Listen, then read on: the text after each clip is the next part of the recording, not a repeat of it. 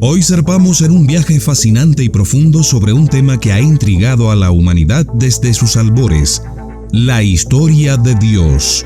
¿Qué es Dios desde diferentes perspectivas? ¿Cómo surgieron las primeras creencias en deidades? ¿Y qué nos dicen tanto la ciencia como la religión sobre la existencia de un ser supremo? Prepárate para una exploración rica y detallada que promete no solo sorprenderte, sino también hacerte reflexionar profundamente. Pero antes, nos ayudas mucho regalándonos un like y suscribiéndote al canal.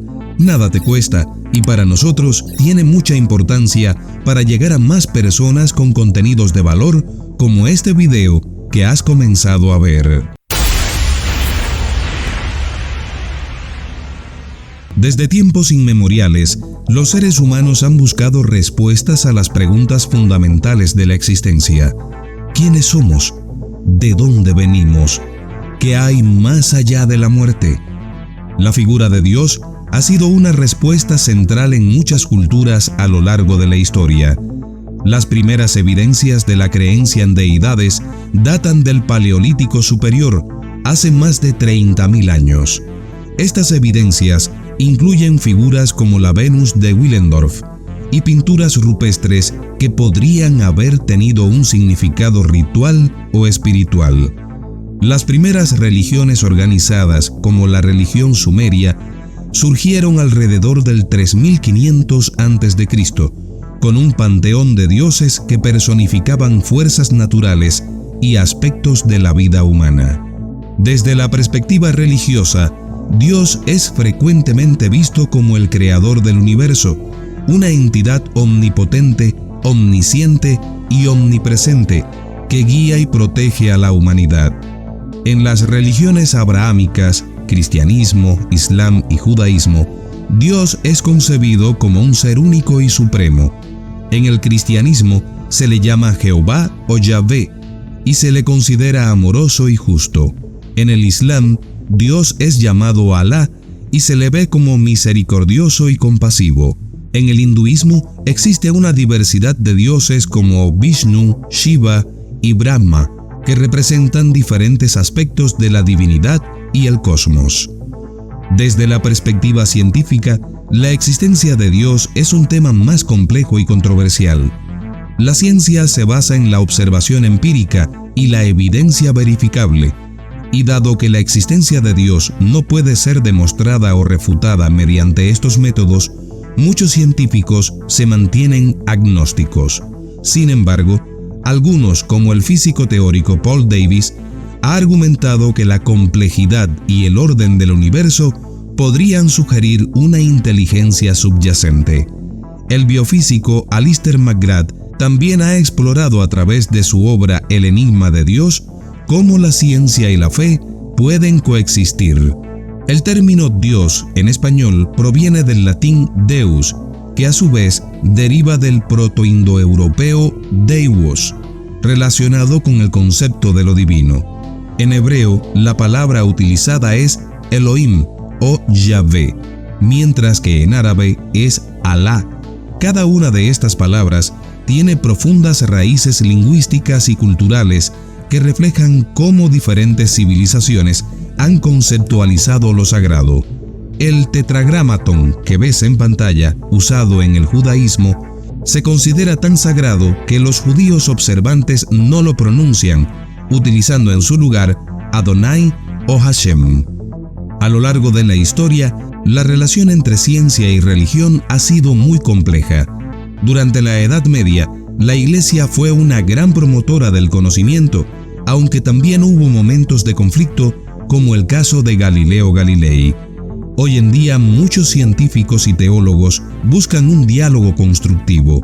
La teoría del Big Bang, por ejemplo, fue propuesta por Georges Lemaître, un sacerdote católico y astrofísico, lo que demuestra que la ciencia y la fe pueden coexistir.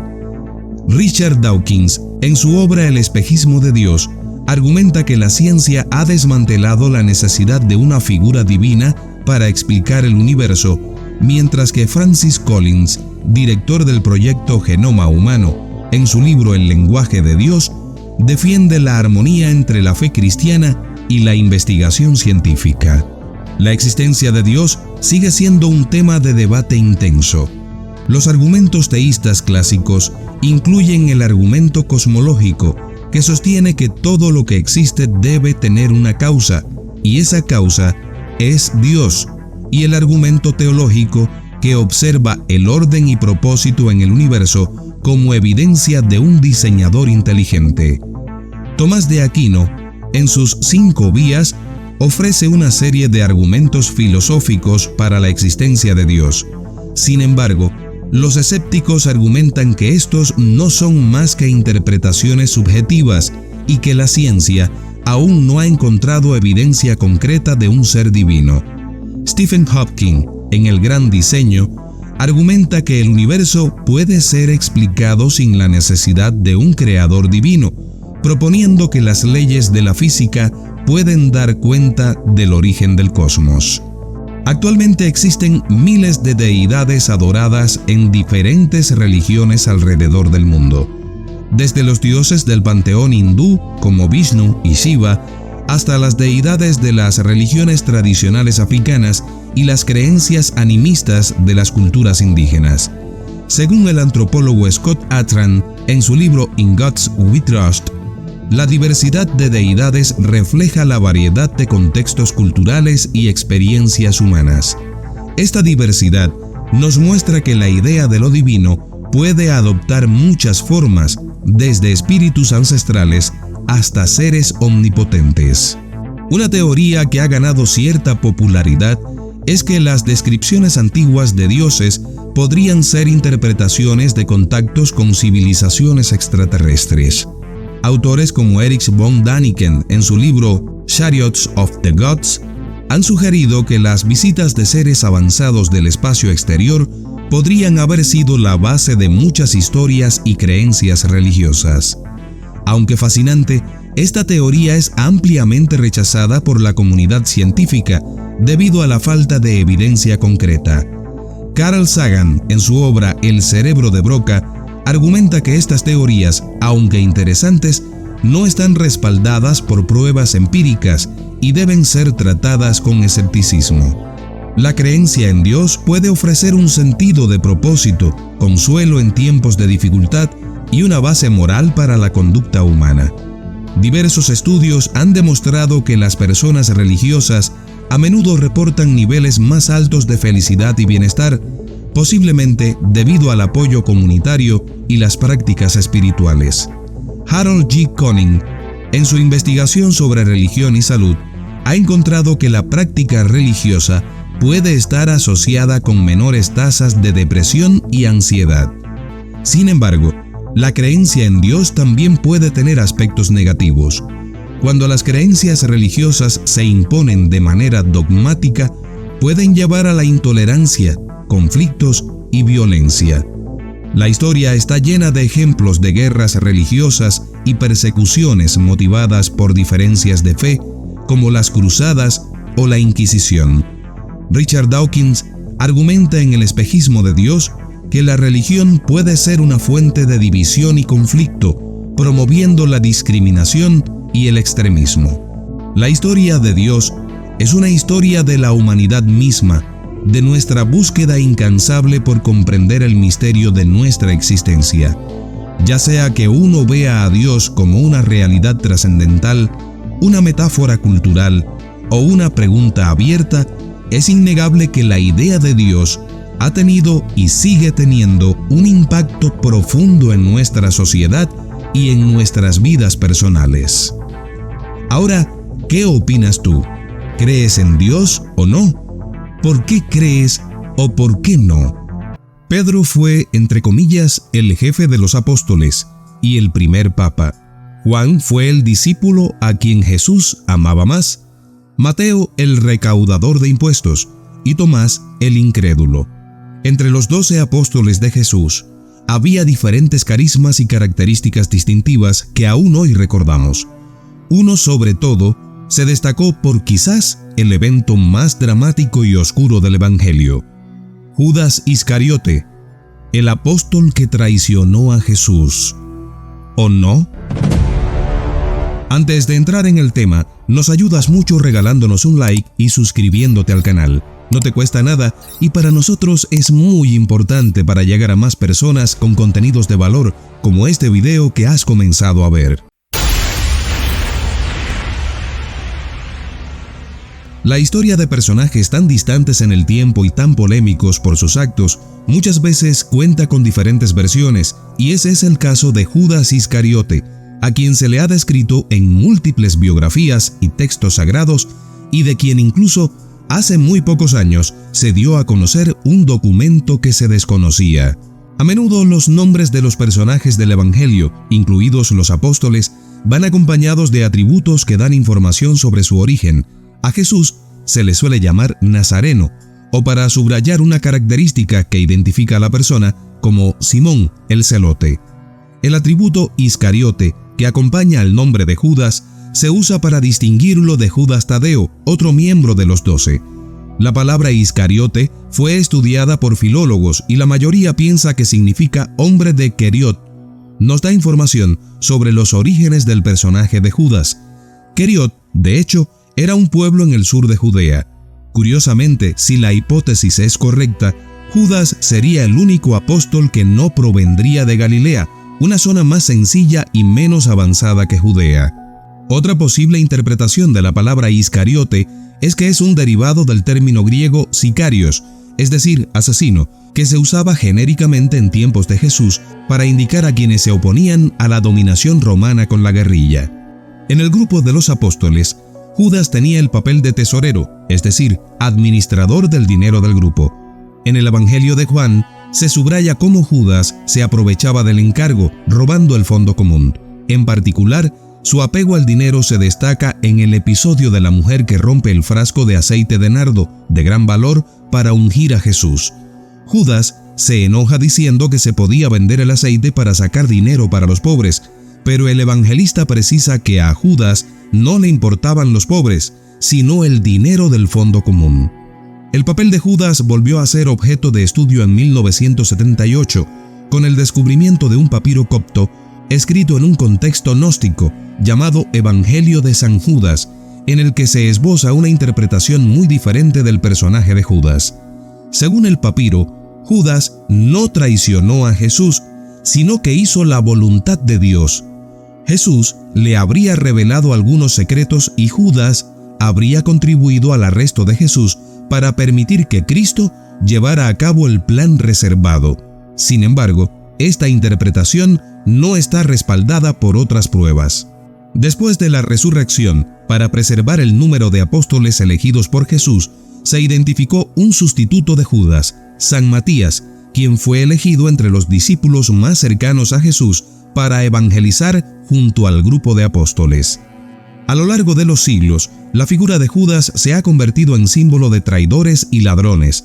Dante Alighieri, en la Divina Comedia, encuentra a Judas en lo más bajo del infierno, reservado a los traidores. La traición de Judas a cambio de 30 denarios es precisamente el símbolo opuesto al de la cruz. El amor de Jesús no tiene medida, es un sacrificio por los demás, mientras que el gesto de Judas es maligno y materialista. Los evangelios cuentan cómo Judas se pone de acuerdo con los sumos sacerdotes para entregarles a Jesús a cambio de 30 monedas de plata. Haciendo una comparación con las monedas modernas, podríamos decir que las 30 monedas corresponden a unos $3,000 contemporáneos. Esta fue la recompensa que movió a Judas en su traición, de la cual se arrepintió, devolviendo el dinero y quitándose la vida, tal como se narra en el Evangelio de Mateo y los Hechos de los Apóstoles. La traición tuvo lugar la noche de la Última Cena. Justo durante la Última Cena, Jesús dice que será traicionado por uno de ellos, causando consternación y dolor en los apóstoles. Jesús se dirige entonces directamente a Judas diciéndole: «Lo que vas a hacer, hazlo cuanto antes». Judas se va del grupo, mientras que los demás apóstoles no entienden la frase de Jesús, pensando que se trata de un encargo de tesorero. En muchas de las interpretaciones de la Última Cena, se puede reconocer al personaje de Judas porque se le representa con una bolsa de monedas en la mano. En algunos casos está sin aureola, o se encuentra en un extremo de la mesa como para marcar su distancia interior del grupo de los apóstoles. El evento culminante de la traición de Judas es el beso, utilizado por Judas para indicar a los sumos sacerdotes a Jesús en Getsemaní. Judas utiliza este signo de afecto de manera falsa y contradictoria. Lo que debería expresar amor, el beso, se convierte en cambio en un instrumento del mal. La historia de la traición de Judas, como muchos de los episodios del Evangelio, se ha convertido en parte de la tradición popular y del sentir común. Todavía hoy se utiliza la expresión ser un Judas para señalar a alguien como traidor o ladrón, las dos características emblemáticas del personaje. Veamos ahora otra versión biográfica de Judas Iscariote que vale la pena analizar, aunque existen varios puntos de coincidencia entre lo que hemos abordado hasta ahora y lo que abordaremos a seguidas. Dice así: la traición de Judas a su maestro ha pasado a la historia como uno de los hechos más viles y despreciados. Sin embargo, muchos estudiosos y conocedores han destacado la figura del apóstol y amigo de Jesús, puesto que, sin este, la obra de Jesús no habría sido llevada a cabo. La traición, el dolor y la muerte eran acontecimientos claves en el plan de Jesús para poder cumplir con su misión como Salvador del hombre.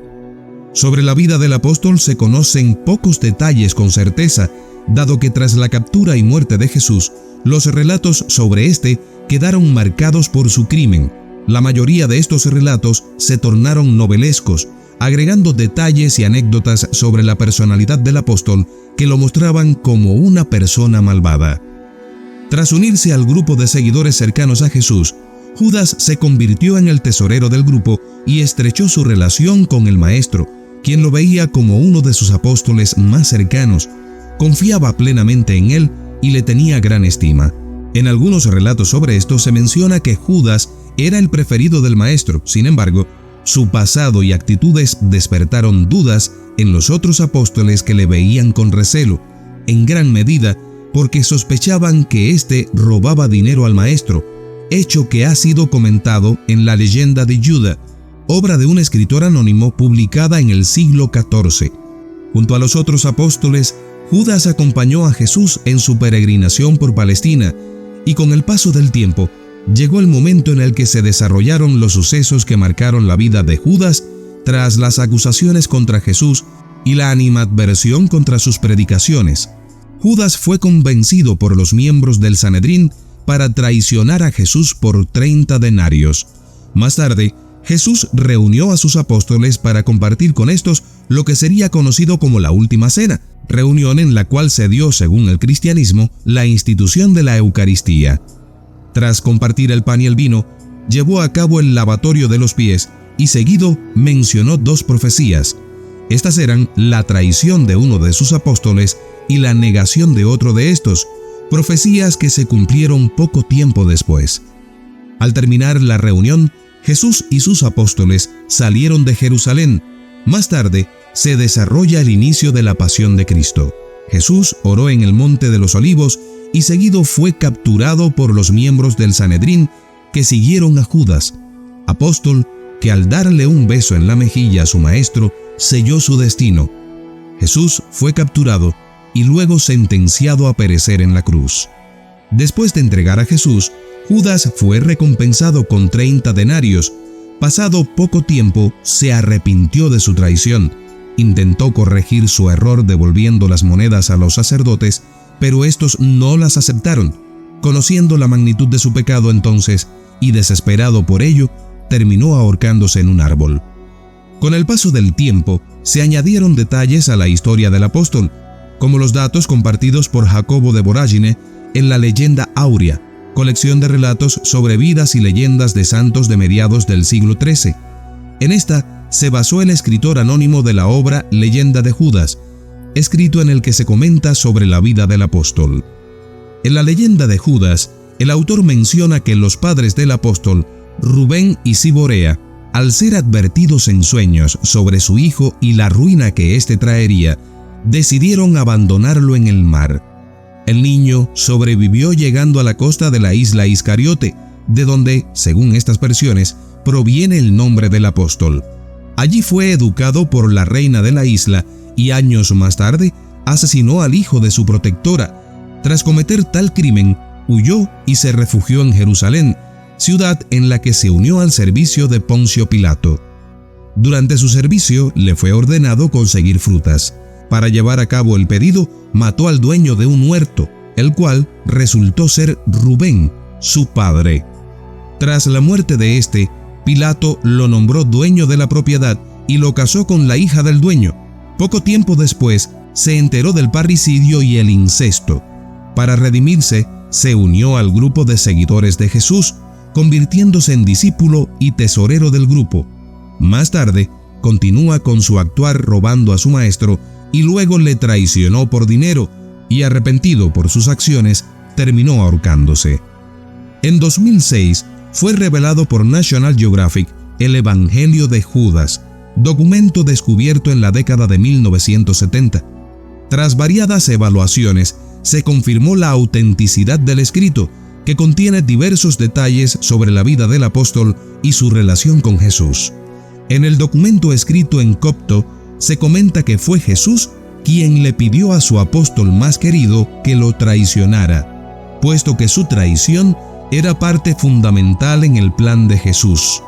Era necesario que éste sufriera y muriera para así poder salvar al hombre y liberar al Espíritu Santo de su cuerpo mortal. Cabe mencionar que la Iglesia Católica no ha aceptado lo mencionado, pues no es uno de los evangelios canónicos, y su contenido dista de lo enseñado por la Iglesia sobre el apóstol. Ahora te corresponde a ti comentar sobre la vida de Judas Iscariote y sumarte al diálogo sobre este polémico personaje. ¿Traicionó a Jesús o solamente cumplió con ayudar al Mesías en su objetivo en la tierra? Comenta, regálanos un like, suscríbete al canal y comparte este video en tus redes sociales para que más personas puedan verlo. Pronto volvemos con más.